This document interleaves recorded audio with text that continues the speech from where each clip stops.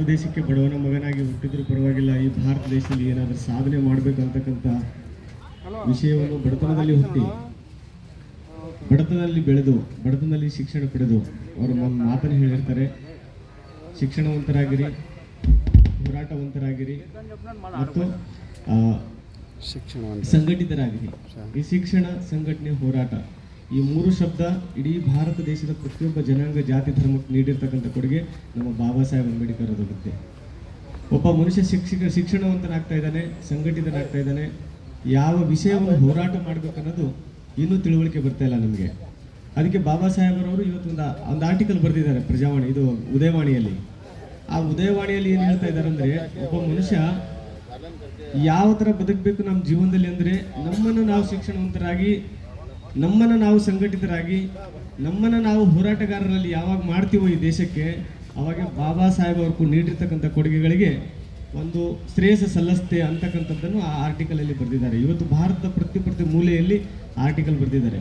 ಅವರು ಶಿಕ್ಷಣ ಪಡಿಬೇಕಾದ್ರೆ ತನ್ನ ಗೋಣಿಚೀಲ ಕೆಳಗಡೆ ಹಾಕ್ಕೊಂಡು ಶಿಕ್ಷಣ ಪಡೆದಿದ್ದಾರೆ. ಅಂಥ ದೊಡ್ಡ ದೊಡ್ಡ ಧರ್ಮಗಳ ವಿರುದ್ಧ ಅವರು ಹೋರಾಟ ಮಾಡಿದ್ದಾರೆ. ಅದೇ ರೀತಿಯಾಗಿ ಶಿಕ್ಷಣ ಪಡೆದಿದ್ದು ಬಹಳ ಸೂಕ್ಷ್ಮವಾಗಿ ಅವರು ನನ್ನ ಸಮಾಜಕ್ಕೆ ಏನಾದರೂ ಕೊಡಬೇಕಂತ ಕೊಡುಗೆಗಳನ್ನು ಕೊಡಬೇಕು ಅಂತಕ್ಕಂಥ ಮನಸ್ಸಿನಲ್ಲಿ ಇಟ್ಕೊಂಡು ರಾಮಜಿ ಸರ್ಕಲ್ ಅವರ ಮಗನಾಗಿ, ಭೀಮಾಬಾಯಿ ಅವರ ಮಗನಾಗಿ, ಅಂಬೇವಾಡಿಯಲ್ಲಿ ಜನನ ಆಗಿ 136ನೇ ಇವತ್ತಿನ ಜಯಂತಿ ನಾವು ಆಚರಿಸ್ತಾ ಇದ್ದೀವಿ ಬಾಬಾ ಸಾಹೇಬ್ ಅವರದು. ನಮ್ಮ ಪ್ರತಿಯೊಬ್ಬರ ಮನೆಯಲ್ಲಿ ಯಾವ ದೇವರ ಫೋಟೋ ಇರುತ್ತೋ ಇರಲ್ಲೋ ಗೊತ್ತಿಲ್ಲೋ, ಆದರೆ ಬಾಬಾ ಸಾಹೇಬರ ಫೋಟೋವನ್ನು ಇಟ್ಟು ಪೂಜೆ ಮಾಡಬೇಕಂತಕ್ಕಂಥದ್ದನ್ನು ಜೀವಂತವಾಗಿ ಕಂಡಿದ್ದೀವಿ. ನಾವು ಹಾಸ್ಟೆಲಲ್ಲಿ ಓದುವಾಗ ನಮ್ಮೂರಿಂದ ಯಾದಗಿರಿ ಜಿಲ್ಲೆಗೆ ನಾವು ಹಾಸ್ಟೆಲ್ ಶಿಕ್ಷಣಕ್ಕಾಗಿ ಹೋಗ್ತಾ ಇದ್ದೀವಿ. ಆದರೆ ನಮ್ಮಲ್ಲಿ ಹಾಸ್ಟೆಲಲ್ಲಿ ಇರಬೇಕಂದ್ರೆ ಊಟ ಮಾಡಲಿಕ್ಕೆ ಕೂಡ ವ್ಯವಸ್ಥೆ ಸರಿ ಇರಲಿಲ್ಲ. ನಾವು ಅವಾಗ ಸಮಾಜ ಕಲ್ಯಾಣ ಇಲಾಖೆಯಲ್ಲಿ ಅಪ್ಲಿಕೇಶನ್ ಹಾಕಿ ಆ ಶಿಕ್ಷಣದ ವ್ಯವಸ್ಥೆಯನ್ನು, ಅವ್ರು ನೀಡಿರ್ತಕ್ಕಂಥ ಉಚಿತ ಶಿಕ್ಷಣ, ಉಚಿತ ಹಾಸ್ಟೆಲ್, ಉನ್ನತ ಮಟ್ಟದವರಿಗೆ ಶಿಕ್ಷಣ ಪಡೆಯಲಿಕ್ಕೆ ನಮ್ಮ ಬಾಬಾ ಸಾಹೇಬರವರು ಕಾರಣ. ಆದರೆ ನನ್ನಂಥ ವಿದ್ಯಾರ್ಥಿಗಳು ಬಹಳಷ್ಟು ಜನ ಇದ್ದಾರೆ. ಬಡವರ ಮಕ್ಕಳಾಗಿ ಎಲ್ಲೋ ಹುಟ್ಟಿ ಎಲ್ಲೋ ಬೆಳೆದವರಿಗೆ ಶಿಕ್ಷಣದ ಜ್ಞಾನ ದೀಪವಾಗಿ ಬೆಳೆದು ನಮ್ಮ ಸಮಾಜಕ್ಕೆ ದೊಡ್ಡ ಕೊಡುಗೆ ನೀಡಿರ್ತಕ್ಕಂಥ ಬಾಬಾ ಸಾಹೇಬರು ನಮಗಷ್ಟೇ ಅಲ್ಲ, ಇಡೀ ವಿಶ್ವಕ್ಕೆ ಮಾದರಿಯಾಗಿದ್ದಾರೆ. ನಮ್ಮ ದೇಶದ ಅತ್ಯಂತ ದೊಡ್ಡ ಸಂವಿಧಾನವನ್ನು ಬರೆದಿದ್ದಾರೆ. ನಮ್ಮ ದೇಶಕ್ಕೆ ನಮ್ಮದೇ ಆಗಿರ್ತಕ್ಕಂಥ 395 ವಿಧಿಗಳನ್ನು ಬರೆದಿದ್ದಾರೆ, 12 ಅನುಸೂಚಿಗಳನ್ನು ಬರೆದಿದ್ದಾರೆ ಮತ್ತು ರಾಜ್ಯ ನಿರ್ದೇಶಕ ತತ್ವಗಳನ್ನು ಕೊಟ್ಟಿದ್ದಾರೆ. ಮತ್ತು ಅತ್ಯಂತ ನಮ್ಮ ದೇಶಕ್ಕೆ ಏನು ಕೊಟ್ಟಿದ್ದಾರೆ, ವಿಶೇಷವಾಗಿ ಮೂಲಭೂತ ಹಕ್ಕುಗಳನ್ನು ಕೊಟ್ಟಿದ್ದಾರೆ. ಈ ಹಕ್ಕುಗಳ ಮಧ್ಯೆ ಬದುಕ್ರಿ ನೀವು, ಈ ರಾಜ್ಯ ನಿರ್ದೇಶಕ ತತ್ವಗಳನ್ನು ಪಾಲನೆ ಮಾಡ್ರಿ. ನೀವು ನಮ್ಮ ದೇಶಕ್ಕೆ ಏನಾದರೂ ಕೊಡಬೇಕಾದ್ರೆ ನಿಮ್ಮ ಮಕ್ಕಳನ್ನು ಮೊದಲು ಶಿಕ್ಷಣವಂತರಾಗಿ ಮಾಡ್ರಿ ಅಂತಕ್ಕಂಥ ಮಾತನ್ನು ನಮ್ಮ ಬಾಬಾ ಸಾಹೇಬರು ನಮ್ಮನ್ನು ಕೊಟ್ಟಿದ್ದಾರೆ. ಅದೇ ರೀತಿಯಾಗಿ ಬೇರೆ ಬೇರೆ ಧರ್ಮದ ಜೊತೆ, ಬೇರೆ ಬೇರೆ ಜಾತಿಯ ಜೊತೆ, ದೊಡ್ಡ ದೊಡ್ಡ ಜಾತಿ, ದೊಡ್ಡ ದೊಡ್ಡ ಧರ್ಮಗಳ ಜೊತೆ ಸಮಾನತೆಯಿಂದ ಹೋರಾಡಬೇಕು ನಾವು. ಅಂದರೆ ನಾವು ಮೊದಲು ಶಿಕ್ಷಣವಂತರಾಗಿರಬೇಕು ಮತ್ತು ಕೆಳಗಡೆ ಇರೋರಿಗೆ ನಾವು ಕೂಡ ಮಾರ್ಗದರ್ಶನ ನೀಡಬೇಕು. ಶಿಕ್ಷಣ ಅಂತಕ್ಕಂಥದ್ದು ನಮ್ಮ ಸಮಾಜದಲ್ಲಿ ಬಹಳ ಒಂದು ಗಿಡ ಥರ ಬೆಳಿಬೇಕು. ಭಾರತ ದೇಶದಲ್ಲಿ ಅದ್ಭುತವಾಗಿರ್ತಕ್ಕಂಥ ಸಂವಿಧಾನವನ್ನು ಬರೆದಿರ್ತಕ್ಕಂಥ ಬಾಬಾ ಸಾಹೇಬರು ಈ ಸಂವಿಧಾನದ ಮಧ್ಯೆ ಬದುಕಬೇಕು ನಾವು, ಈ ಸಂವಿಧಾನದ ವಿಧಿಗಳಲ್ಲಿ ಬದುಕಬೇಕು ನಾವು, ಈ ಸಂವಿಧಾನದ ಕಾನೂನಿನ ಮಧ್ಯೆ ಬದುಕಬೇಕಂತಕ್ಕಂಥ ಮಾತನ್ನು ಕೊಟ್ಟಿರ್ತಕ್ಕಂಥ ನಮ್ಗೆ ಯಾರಾದರೂ ಇದ್ದರೆ ನಮ್ಮ ದೇವರಾಗಿರ್ತಕ್ಕಂಥ ಡಾಕ್ಟರ್ ಬಾಬಾ ಸಾಹೇಬ್ ಅಂಬೇಡ್ಕರ್ ಅವರು ಹೇಳಲಿಕ್ಕೆ ಇಷ್ಟಪಡ್ತೀನಿ ನಾನು.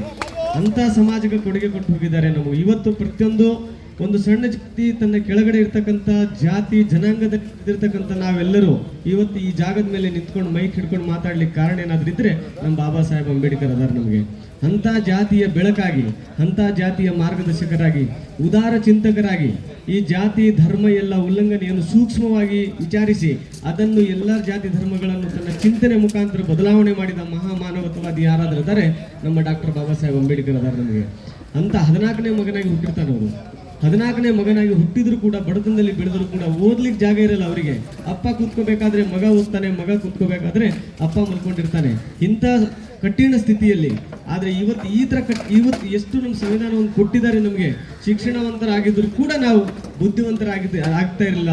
ಮತ್ತು ನಾವು ಬಾಬಾ ಸಾಹೇಬ್ ಅಂಬೇಡ್ಕರ್ ಚಿಂತನೆಯನ್ನು ನಮ್ಮ ಜೀವನದಲ್ಲಿ ಅಳವಡಿಸ್ಲಿಕ್ಕೆ ಎಲ್ಲೋ ನಾವು ಕಡಿಮೆ ಇದ್ದೀವಿ ಅಂತಕ್ಕಂಥದ್ದನ್ನು ನಾವು ಪೇಪರ್ಗಳು ಪಬ್ಲಿಷ್ ಮಾಡ್ತಾ ಇದ್ದಾರೆ. ನಮ್ಮ ಮನೆಯಲ್ಲಿ ಪ್ರತಿಯೊಬ್ಬರು ಇಷ್ಟು ಜನ ಬಂದಿವಲ್ಲ, ನಾವು ನಮ್ಮ ಕುಟುಂಬದ ಮಕ್ಕಳು ಕೂಡ ಈ ಕಾರ್ಯಕ್ರಮಕ್ಕೆ ಬರಬೇಕು ಅಂತಕ್ಕಂಥ ಕಾರ್ಯಕ್ರಮ ನಮ್ಮ ಮನೆಯಲ್ಲಿ ಕೂಡ ಬಾಬಾ ಸಾಹೇಬ್ ಅಂಬೇಡ್ಕರ್ ಜಯಂತಿಗಳನ್ನು ಆಚರಣೆ ಮಾಡಬೇಕು ಅಂತಕ್ಕಂಥದ್ದನ್ನು ನಾವಿಲ್ಲಿ ಎಲ್ಲರ ಮನಸ್ಸಿನಲ್ಲಿ ಇಟ್ಕೊಂಡು ಈ ಮಾನವತಾವಾದಿಯ ಪೂಜೆಯನ್ನು ಮಾಡಬೇಕು.